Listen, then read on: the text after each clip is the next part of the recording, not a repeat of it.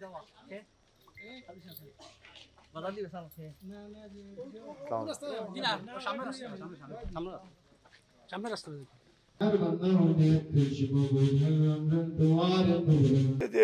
৮ দলের তার আন্দোলন করা তার ডেমোক্রেটিক রাইট রয়েছে, কিন্তু জনগণ এটা প্রতিহত এটা মেনে নিচ্ছে না। তারা জানে যে ইন্ডিয়ার একটা এজেন্ডা বাস্তবায়ন করার জন্য এই কর্মসূচি। অফকোর্স এটা জনগণ মেনে নিচ্ছে না, মেনে নিবেও না। ধন্যবাদ দেই যে আপনারা আসছেন এখানে।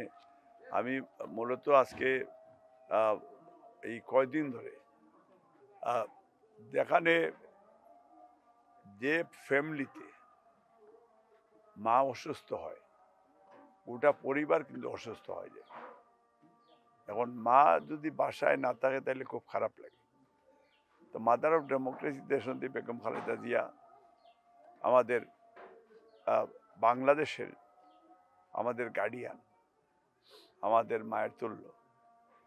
এখন কোনোভাবেই আমরা সেই মার অসুস্থতা সারা জাতি ইউনাইটেডলি দলমত নির্বিশেষে বেগম খালেদা জিয়ার জন্য ফিল করছে, দোয়া করছে।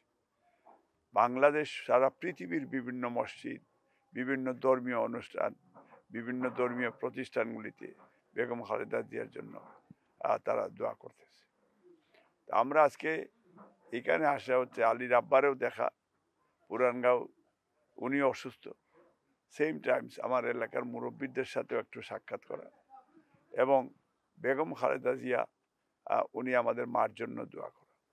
তো যে কারণে আমি এখানে আসছি। আপনার ওভারঅল সিচুয়েশন, ফেব্রুয়ারি নির্বাচন, আলহামদুলিল্লাহ আমরা ভেরি এক্সাইটেড। এলাকার লোকজন, জনগণ অত্যন্ত মানে খুব খুশি যে গত 15 বছর তারা মানুষে ভোট দিতে পারেনি, এইবার তারা ভোট দিবে।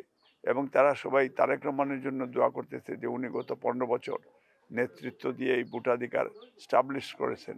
লেটেস্ট কোমলমতি ছাত্রছাত্রীরা ওই দেশের জন্য জীবন দিয়েছে।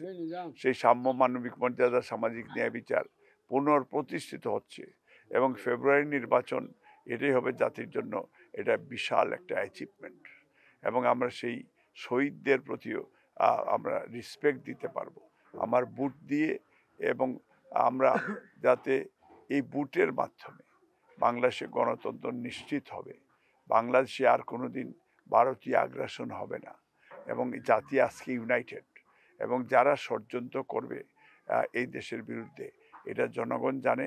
যারা ধর্ম ব্যবসা করতে চায় আমরা এটা ধর্ম ব্যবসা করতে দিব না। আমরা মুসলমান, আমরা হিন্দু, আমরা খ্রিস্টান, বুদ্ধিস্ট যারা আছে প্রত্যেকের ধর্মের জায়গার থেকেই সবাই আমরা ইউনাইটেডলি আমরা বাংলাদেশি। আর বিশেষ করে বিএনপি ইসলামিক মূল্যবোধে বিশ্বাস করে। মেক শিওর বিএনপি সরকার যখন শহীদ রাষ্ট্রপতি জিয়াউর রহমান বাংলাদেশের প্রথম প্রেসিডেন্ট, স্বাধীনতার ঘোষক, উনি আধুনিক বাংলাদেশের রূপকার, উনি সংবিধানে বিসমিল্লাহির রহমানির রহিম আল্লাহর প্রতি আস্থা বিশ্বাস স্থাপন করেছেন। বেগম খালেদা জিয়া এই দেশের প্রথম মহিলা প্রধানমন্ত্রী, পার্লামেন্টারি ডেমোক্রেসি উনি দিয়েছেন। এবং তারেক রহমান এই দেশের ভবিষ্যতে জনগণের ম্যান্ডেট নিয়ে উনি বাংলাদেশের প্রধানমন্ত্রী হবেন। এই দেশকে একবারে 100% আধুনিকায়ন করা এবং মালয়েশিয়া, সিঙ্গাপুরের ন্যায় প্রতিষ্ঠিত করার আমাদের অঙ্গীকার। 31 দফার মধ্যে রাষ্ট্র কাঠামো এবং রাষ্ট্র গঠন একটা ক্লিয়ার কনসেপ্ট আমরা কি করব।